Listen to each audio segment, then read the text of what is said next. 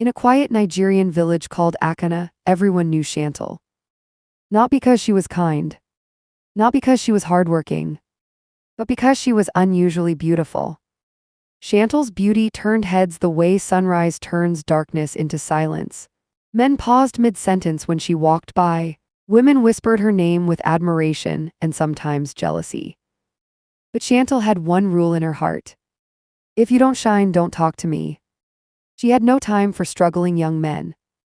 There was Mike, a calm and respectful young man who sold spare parts in the nearby town. He woke up before dawn every day and returned home with dust on his clothes and hope in his heart. Mike admired Chantal not just for her looks, but for the future he believed they could build together. One evening, Mike gathered courage and spoke to her. Chantal, I may not have much now, but I am working towards something better. Chantal laughed. Not a gentle laugh. A sharp one. She looked at his worn slippers and said, "Come back when your pocket can talk louder than your mouth." Mike walked away embarrassed but determined. Then there was David. David was flashy. He arrived in the village with loud cars, expensive perfumes, gold chains, and money that spoke before he did. He bought drinks for everyone, threw cash at children, and made sure Chantal noticed him. And she did. David didn't promise her love. He promised her luxury. Within weeks, Chantal was riding in his car, wearing new clothes, posting pictures, and living the life she dreamed of. She believed she had finally arrived. But shiny things don't always shine forever. Slowly, David's visits reduced. His calls became cold. His money stopped flowing.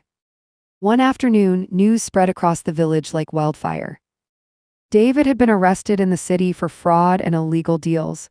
Everything he owned was seized. The same car that once shook the village roads was gone. The same man that once bought drinks for everyone couldn't buy his freedom. And just like that, David disappeared from Chantal's life. Chantal's world collapsed. Friends vanished. Respect faded. The attention she enjoyed turned into whispers. Then one evening she met Laura, a woman she barely noticed before. Laura was married to Mike. Yes, that Mike. The same struggling young man she once laughed at. Mike had grown his business slowly, step by step, failure by failure. He now owned shops in 3 towns. Laura stood beside him not because of flash, but because of faith. Laura greeted Chantal politely and said, "My husband used to talk about you once. He said you taught him a lesson he never forgot."